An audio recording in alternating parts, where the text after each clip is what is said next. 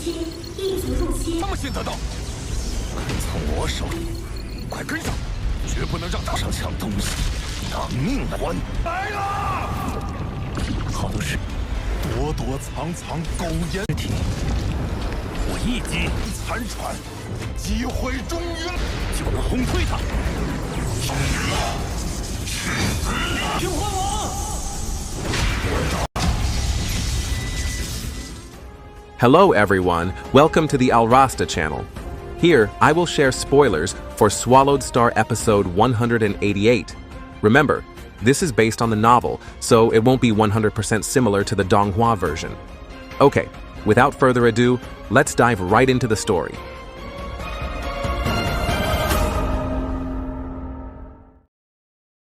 When Luofeng and his two companions arrived at the Sacred Tower, their enemies arrived. 3 soldiers from the robot race appeared: Si Wei-Ka, King Purple Clock, and King Kang Jin. King Kang Jin, with thunder engraved on his face, radiated a terrifying thunder energy. King Kang Jin was known as the Immortal King and possessed strength equivalent to 100,000 times that of a world master. The two groups introduced themselves to each other tensely. King Ye Chen recognized King Kang Jin's reputation as the greatest threat, while Luofeng only knew Qi Wei-Ka's combat strength. While Purple Clock was likely to peak Immortal King, King Kang Jin was at the strongest peak Immortal King level among their group.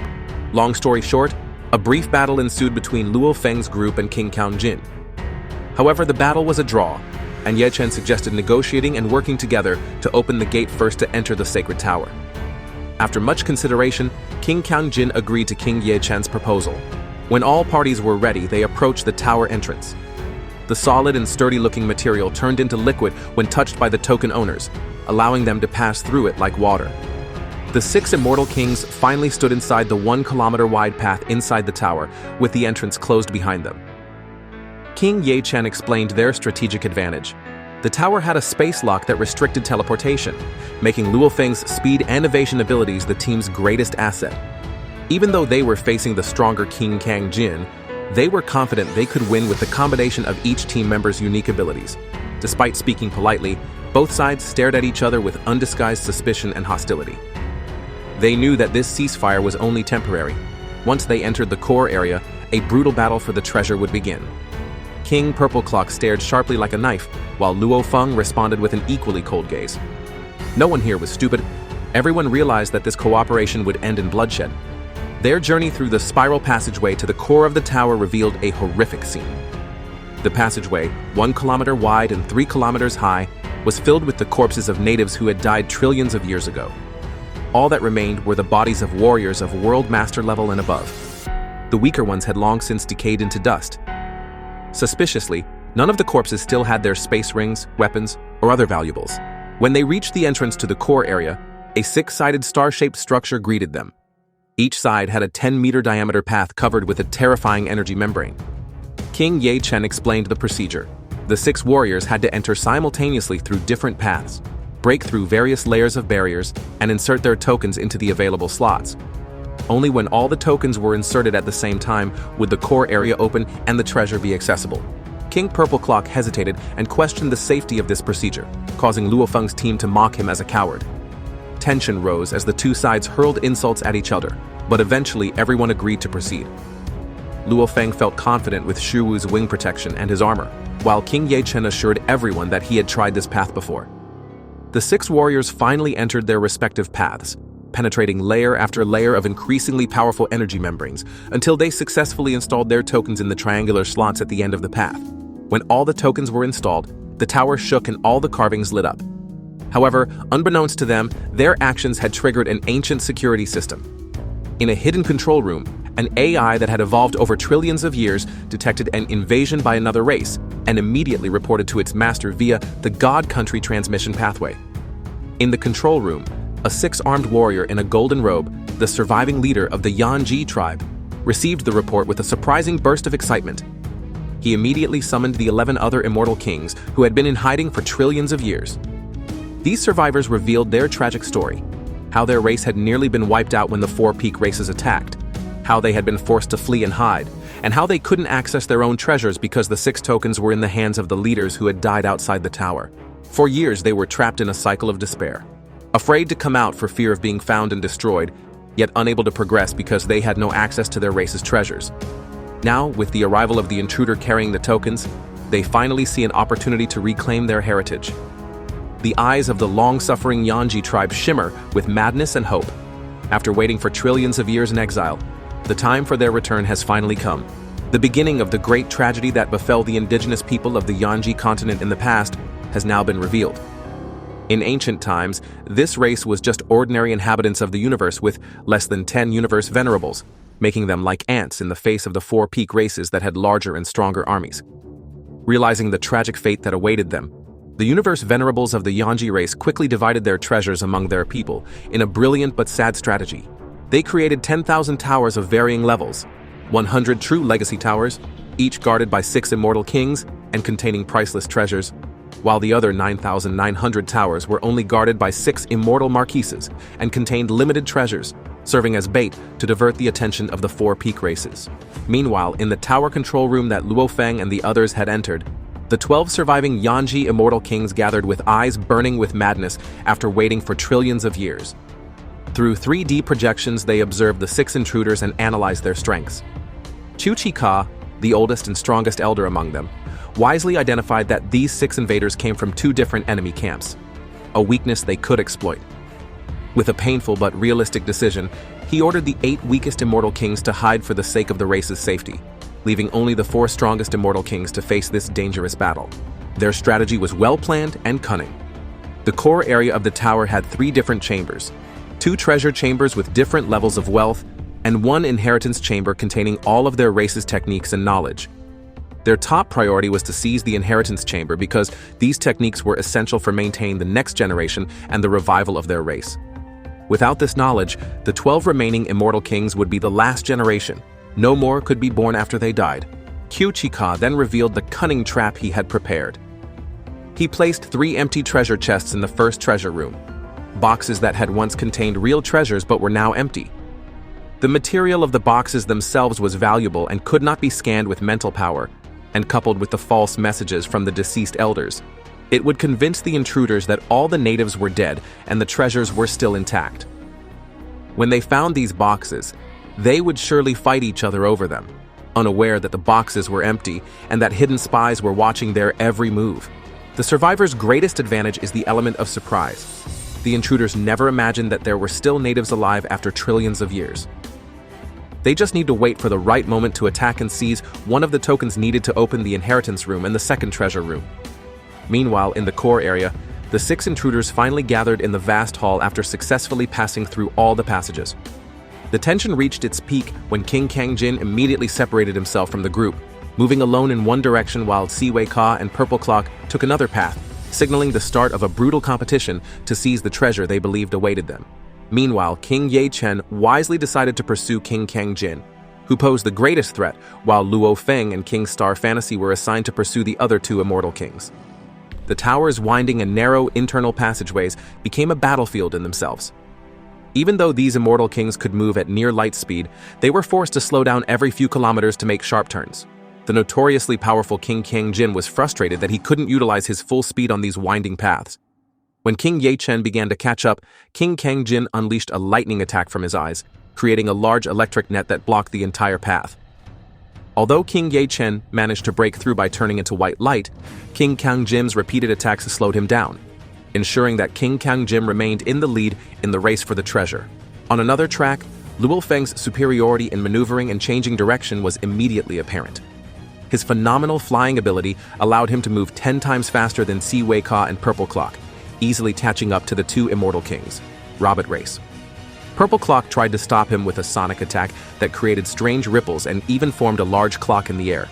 But Luofeng's silver armor and wings successfully neutralized the attack. Although momentarily affected, Luofeng quickly recovered and sped away from his 2 enemies. Meanwhile, in the hidden control room, the 4 Yanji immortal kings watched the battle with cold satisfaction. Ka calmly noted that the more intense the battle between the intruders, the better it was for them. A deep hatred for the 4 peak races that had destroyed their homes and taken everything from them still burned, even though they realized that revenge was still a distant dream in the future. Luofeng finally reached the first room and discovered the trap that Chuchika had set. Inside the 100-meter wide room, he saw the corpse of a Yanji Immortal King on a transparent platform along with 3 book-sized silver boxes. A message in the Yanji race's language explained that each box contained a world ring with treasures for the revival of their race and could only be opened by natives. These boxes, made of G9 metal with intricate engravings, were worth billions of Hunyuan and required universe venerable level power to force open. Without hesitation, Luofeng immediately stored the 3 boxes, unaware that he had fallen into a carefully planned trap. The boxes were empty, and his arrival had triggered the attention of Ka, who would draw all parties to the same location for a great battle that would determine the fate of everything. Tension reached its peak in the control room as Chuchika and the other Yanji Immortal Kings watched the battle that would determine the future of their race.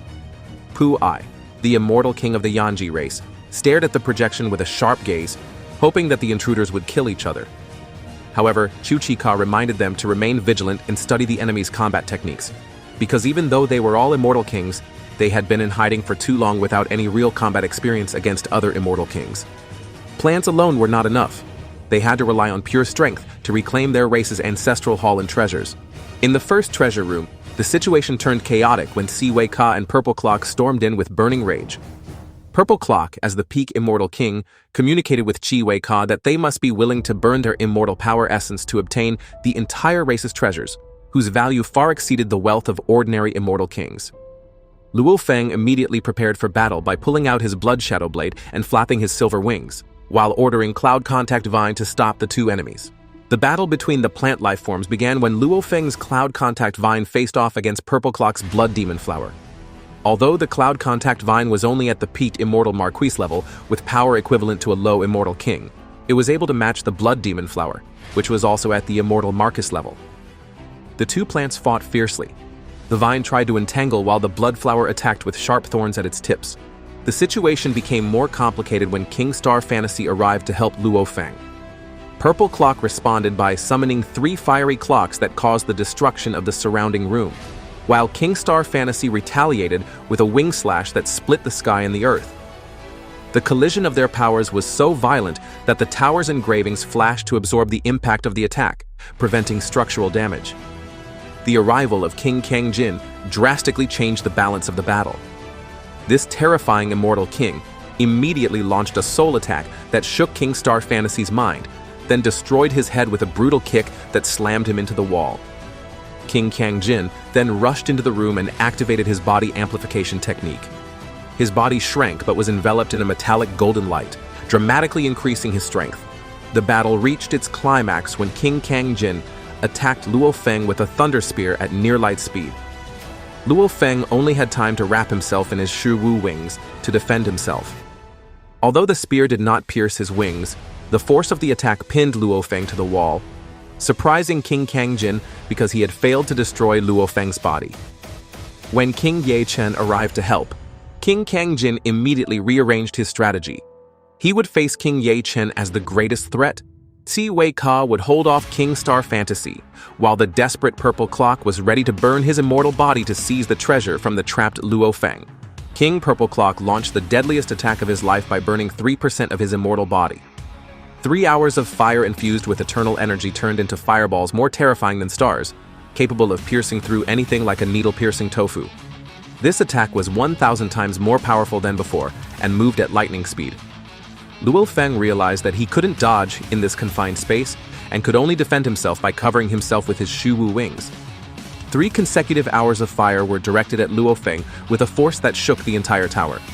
Each impact slammed him into the wall while creating spatial destruction around him. The tower's engravings glowed frantically, trying to absorb the impact of this extraordinarily powerful attack. The entire room shook violently, and space shattered into particles of flow before slowly recovering to its normal state. Everyone fell silent in utter shock. Ka, King Star Fantasy, and King Ye Chen, even the powerful King Kang Jin, stared wide-eyed in disbelief at what they were witnessing. King Purple Clock, who had burned part of his own soul for that deadly attack, stammered, unable to speak. Most surprising of all was that Luofeng slowly stood back up with a smile. his Shuwu wings not even scratched. Purple Clock couldn't understand how an attack that burned 3% of his immortal body, which should have been capable of destroying 10 to 20% of a normal Immortal King's immortal body, didn't hurt Luofeng at all. King Yechen and King Star Fantasy suspected that Luofeng possessed a plant or metal life form at the peak Immortal King level that provided extraordinary physical defense, but Luofeng only laughed without giving an explanation. Every Immortal King had their own trump card, and Luofeng's trump card seemed to be related to his unreasonable defensive abilities. The situation changed drastically after Purple Clock's attack failed. The human team, which had been on the defensive, now had a chance to seize victory and escape with the treasure. King Yechen eagerly proposed to immediately flee the room and teleport out to divide the treasure. However, King Kangjin, who felt threatened with losing everything, decided to take a desperate measure. With eyes flashing with rage, King Kangjin burned his own immortal body. Green light enveloped his entire body while terrifying energy filled the room, causing the walls to shake and the tower's carvings to flicker. As an immortal king with the power of 1,000,000 world masters plus body amplification techniques, King Kangjin burning his immortal body became a threat more terrifying than the combined attacks of millions of world masters. Everyone, including Luofeng, immediately panicked and tried to escape. However, King Kangjin, who had lost his mind, moved too fast. King Yechen, who was closest, did not have time to dodge when King Kangjin's giant palm struck his head with tremendous force. In an instant, King Yechen was instantly reduced to ashes, leaving Luofeng and King Star Fantasy in a very dangerous situation facing King Kangjin, who had lost control. King Kangjin destroyed 50% of King Yechen's immortal body in a single attack. Losing half of his soul meant that King Yechen was only able to unleash 10% of his original power, rendering him almost powerless against King Kangjin, who was still burning his immortal body. In desperation, King Yechen stared at King Kangjin with eyes full of madness and threatened to destroy himself if forced any further. King Kangjin, who had completely lost his sanity, was not afraid of the threat of self-destruction. He cruelly declared that his immortal body would not be harmed in the slightest by the explosion, and since he had already destroyed half of Yechen's immortal body, he could easily destroy the rest to kill him completely. Without showing the slightest mercy, King Kangjin refused to let King Yechen go and ordered him to die. King Yechen, driven to the edge, finally self-destructed with a loud howl.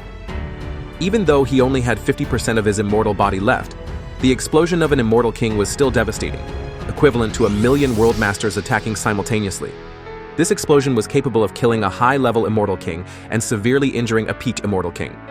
The energy surged in all directions uncontrollably, creating mass destruction. Sai Wei-Ka, who was fighting King Star Fantasy, immediately screamed in fear but was too late to escape. As a high-level immortal king, he was instantly reduced to ashes. King Star Fantasy managed to survive with his armor, but lost 6% of his immortal body. Meanwhile, King Purple Clock withstood the attack with a protective membrane before his body turned to dust and then regenerated. As for Luofeng, he wrapped himself in his Shuwu wings and managed to survive without significant injury. The explosion created a circular crater 60 kilometers in diameter, destroying most of the tower's interior, although the tower's walls, made of F-grade metal, remained standing. The walls along the passageways and rooms glowed brightly before collapsing one by one, each absorbing some of the explosion's force before finally crumbling. Only the legacy room and the second treasure room, which had higher defenses, remained intact. In the silence after the destruction, King Star Fantasy communicated with Luofeng about the heavy losses they had suffered.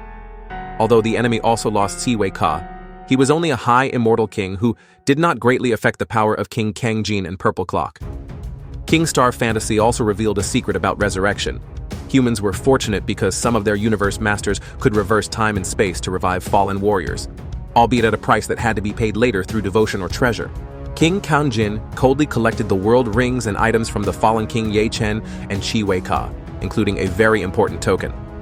When Luofeng tried to escape at high speed, King Kangjin and Purple Clock immediately pursued him. King Star Fantasy, realizing that he could not face King Kangjin, decided to take a different path, leaving Luofeng alone to face two still powerful enemies. In the control room, the Yanji immortal kings who witnessed all this were delighted to see the intruders killing each other, but their anxiety increased when they saw King Kangjin collecting all the tokens. Xiuqika realized that if the intruders managed to escape and teleport away with the tokens, they would never be able to open the inheritance chamber containing the techniques essential for the revival of their race. Gritting his teeth, the elder finally gave the order to Puai, Menbu, and Ladimo. It was time to come out of hiding and move immediately. In a panic, Luofeng flew as fast as he could through the narrow passageway while being chased by King Kanjin and Purple Clock. His extraordinary flying ability gave him an advantage, but the winding and narrow path limited his movement. King Kanjin continued to shoot lightning bolts from his eyes, creating a web of electricity that repeatedly slowed Luofeng down. Although frustrated at not being able to catch up faster, King Kanjin managed to close the distance little by little. Meanwhile, King Purple Clock, who was chasing from behind, began to plan something cunning. He realized that King Kanjin had used King Yechen's suicide explosion to kill Ka. Although he did not directly violate the rules by not attacking himself, Kangjin's behavior clearly showed his intention to obtain the treasure alone. Feeling betrayed, Purple Clock began to devise a plan for revenge, knowing that King Kangjin would not dare to directly attack his fellow robot allies because he would be hunted down and expelled from the robot race's territory. When Luofeng reached the exit of the core area, he was surprised to find 6 purple-armed immortal arms blocking all exit routes. The Yanji soldiers floating there emitted powerful immortal energy and easily repelled Luofeng when he tried to break through. King Kangjin and Purple Clock immediately followed by King Star Fantasy from another route. The 4 intruders were now trapped, facing the Yanji race soldiers who had been observing them for a long time. Chiuchika introduced himself with a terrifying smile as a survivor of the Yanji race who had been hiding in the tower for trillions of years. He revealed that all this time he had been observing the intruders' every move and hoping they would kill each other. However, he was forced to reveal himself because he needed the tokens that King Kangjin had collected from the deceased King Yechen and Siwei Ka. The most shocking revelation came when Chiuchika confirmed Luofeng's suspicions. The first treasure room was indeed a trap that the Yanji race had set up. The 3 chests that had been fiercely fought over turned out to be empty. Chiuchika had emptied the treasure storage long ago and left the empty chests as bait to lure the intruders into fighting each other. When he proved this by easily opening one of the chests and showing it was empty, the anger of the immortal kings of both sides exploded. King Yechen and Siwei Ka had died in vain for empty chests. However, Chiuchika then revealed a greater truth. The tower's true treasures were stored in a separate secret chamber that was much stronger and could not be destroyed by the immortal king's explosion. This chamber required 2 keys, the presence of the Yanji race and a token that could only be activated by a high-level immortal king. The Yanji race's universe venerables had deliberately designed this multi-layered security system to prevent forced control by outsiders. However, the 2 intruding factions did not expect that Chiuchika's arrival before them was only to make a simple but binding offer. He only wanted half of the true treasure. Without him, the intruders could not open the secret room, and without their tokens, Chiuchika could not access it either.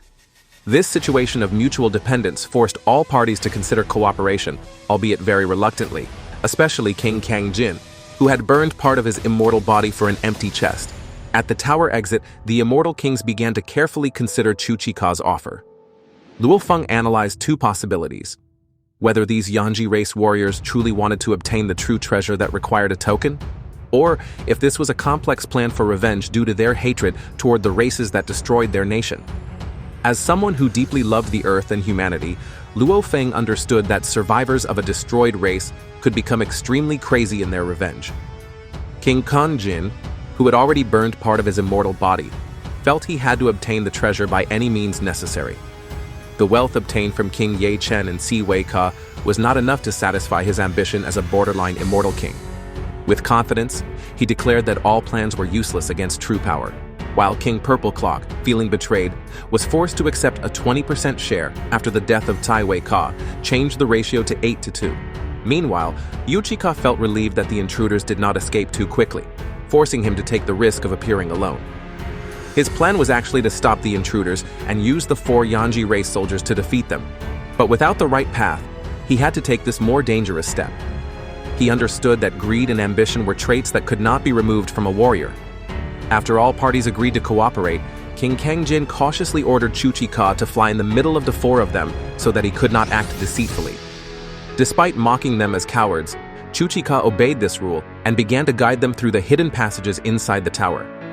The intruders were surprised to find several secret passages that could only be accessed by pushing hidden walls. In the control room, Puai, Ladimo, and Menbu watched nervously as their elders risked their lives for the future of their race. They realized that half of the plan had succeeded, but complete success would require great luck, considering how cautious, intelligent, and powerful the intruders were. No matter the cost, they had to obtain the inheritance containing the techniques essential for the revival of their race. The journey ended in a large hall over 10 kilometers in diameter, with smooth walls covered in intricate carvings. While the intruders were confusedly searching for the treasure room, Chuchika calmly walked towards a hidden wall. After touching the wall with all 6 of his palms, the carvings lit up and the wall split apart, revealing a 10-kilometer-wide passageway. At the end of the 100-meter path, they found a door covered in golden light with mysterious carvings that emitted a powerful energy. The robot race intruders immediately recognized that this door was made of extremely valuable G-class metal, worth hundreds of millions of yuan for the door alone. This discovery convinced them that the treasure inside must be extraordinarily astonishing, making King Kangjin feel that the burning of his immortal body was not in vain. However, the tension reached its peak when Chuchika requested a token to open the treasure room, the most dangerous moment where trust and suspicion would be tested. Tension peaked when King Kangjin and the other immortal kings had to decide whether to give the token to Chuchika. They realized that once the token was handed over, it would be very difficult to get it back. Chuchika cynically mocked their doubts, saying that they wanted the treasure but were afraid to give the token. They wanted everything to be perfect in their world. He asserted that without the ability to forcibly take the token, there was no way to open the room. King Kangjin tried to test Chuchika's lie by ordering Purple Clock to try to open the door first. Although Purple Clock tried various methods, pushing, pouring in immortal energy, even using the token, all his efforts failed miserably. This failure forced King Kangjin to accept the fact that only the natives of Yanji could open the inheritance room. Reluctantly, he threw the first token to Chuchika. When Chuchika received the token and it merged with his skin, a remarkable transformation took place. The entire tower connected with him, and the tower's AI began to communicate, calling him Master. Chuchika had become the absolute ruler of the tower, an authority that could only be obtained by the Yanji clan with tokens. In the control room, Pu-ai, Ladimo, and Mainbu cried happily seeing their elder successfully achieve half of his plan. Chuchika could even communicate with them through the tower system. However, when Chuchika tried to open the door, it turned out that he needed 2 tokens at once. He explained that he was not the former leader and only knew that the treasure room had to be opened by their race, but the details about the 2 tokens were only known to the leaders. This system was probably designed to prevent greedy leaders from acting alone. King Kangjin was forced to give the second token, and the door finally opened after Chuchika used both at the same time. Soon after, the treasure room, made entirely of G-class metal, measured 20 by 20 by 10 meters and was filled with countless carvings. Inside were 12 ancient treasure chests that had been tightly locked for trillions of years. King Kangjin immediately attacked Chuchika with his lightning spear and tried to seize the chests, but the special locks easily withstood his power. Even the self-destruction of a limitless immortal king would not be able to destroy locks designed to withstand the attacks of a universe venerable. The situation reached a critical point when Chuchika refused to open the chests, knowing that King Kangjin would not share the treasures as agreed. In this stalemate, Chuchika finally revealed his true colors by ordering the tower's AI to close the door to the treasure room. The large doors fell and completely sealed the room, trapping everyone inside. When King Kangjin furiously asked how to get out, Chuchika casually suggested that they teleport through God Country transmission, a clearly unreasonable suggestion because no one trusted each other and no one wanted to leave without the treasure. Luofeng, who possessed the strongest survival skills, realized that this was Chuchika's final trap. The Yanji race warrior had finally revealed his true intentions after successfully trapping all the intruders in the enclosed space. Calmly, Luofeng observed the situation while preparing himself for the final game that would determine who would survive this deadly confrontation. Inside the treasure chamber made of G-class metal with mysterious carvings, the situation became extremely tense when Chuchika revealed his true intentions. When King Kangjin demanded to know how to open the treasure chest, Chuchika laughed strangely and calmly stated that he wanted to die. This shocking statement left all the immortal kings speechless in disbelief. A warrior who had survived for trillions of years suddenly gave up on death. Meanwhile, outside the room, Menbu and Ladimo managed to retrieve the 2 tokens left behind at the door after Chuchika closed it. With tears in their eyes, they heard their elders' voices ordering them to leave quickly and not be reckless with the inheritance. Although their hearts ached, they knew this was part of a grand plan to save the future of their race. Chuchika had successfully carried out his plan, trapping the intruders in the treasure room while the tokens were retrieved to open the real inheritance room. Chuchika's plan was actually simple but brilliant. He deliberately showed himself to lure the intruders into the second treasure room, which in fact was not the real treasure, then used the tokens to open the door while leaving them stuck on the outside. Once everyone was inside and he closed the door, the tokens could be easily retrieved. The hardest part was making sure all the intruders entered the room. For that, he had to go in first, even though it put him in danger. The success of this plan allowed access to the third inheritance room, which contained the techniques and treasures most important to the revival of their race. In his final moments, Chuchika revealed that he was too exhausted after trillions of years of struggle and pain since the extinction of his race. With his eyes closed and a peaceful smile, he called out the name of Marcia, his lover who had fallen during the destruction of their race. Now he was ready to join her in eternal sleep. A terrifying ripple of energy began to emanate from his body as he prepared for self-destruction. In the control room, Puai, who was watching through the projection, howled in pain and begged Chuchika not to do it, while Ladimo and Membu, who had just returned from retrieving the token, were stunned to see their elder preparing to sacrifice his life.